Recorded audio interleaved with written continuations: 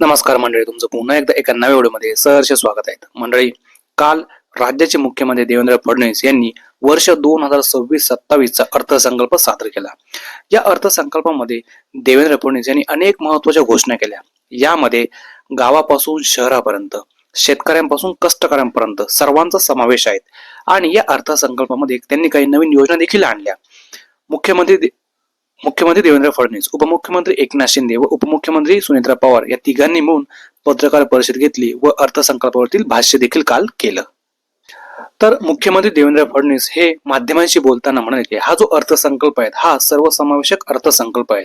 यामध्ये आम्ही जवळजवळ 2 लाखांची कर्जमाफी जाहीर केली आहे. आणि मला सांगताना आनंद होतोय की विधानसभा निवडणुकीपूर्वी आम्ही घोषणा केली होती की आमचं सरकार आल्यावरती आम्ही शेतकऱ्यांना कर्जमाफी देऊ, आणि ती शेवटी आम्ही ही कर्जमाफी आता करतोय.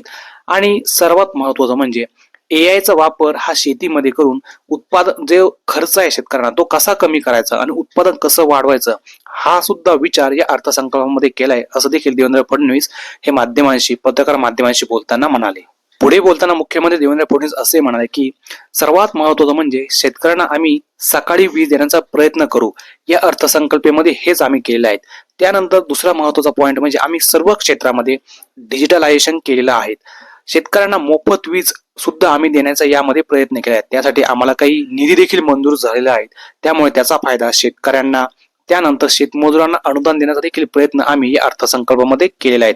अशा अनेक महत्वाच्या गोष्टी या अर्थसंकल्पामध्ये त्यांनी ऍड केलेल्या आहेत, असं मुख्यमंत्री देवेंद्र फडणवीस, उपमुख्यमंत्री एकनाथ शिंदे व उपमुख्यमंत्री सुनेत्रा पवार यांनी माध्यमांशी बोलताना सांगितलं. एकनाथ शिंदे सुद्धा बोलताना असं म्हणाले की हा जो अर्थसंकल्प आहे हा विजन असलेला अर्थसंकल्प आहे. आणि यामध्ये अजितदादांना सर्वात महत्वाची म्हणजे भावपूर्ण श्रद्धांजली आम्ही अर्पण करून हा अर्थसंकल्प जाहीर केलेला आहे. याचा सर्वांना फायदा होईल. नोकरदार वर्गांना फायदा होईल, शेतकरी वर्गाला फायदा होईल आणि सर्व क्षेत्रातील लोकांना, व्यावसायिकांना या गोष्टीचा, या अर्थसंकल्पाचा फायदा होईल, असं देखील उपमुख्यमंत्री एकनाथ शिंदे यांनी सांगितलं. मित्रांनो, या अर्थसंकल्पावरती तुमचं मत आम्हाला कमेंट्स मध्ये नक्की सांगा. व्हिडिओ आवडल्यास जास्तीत जास्त लोकांना शेअर करा. धन्यवाद पुन्हा एकदा.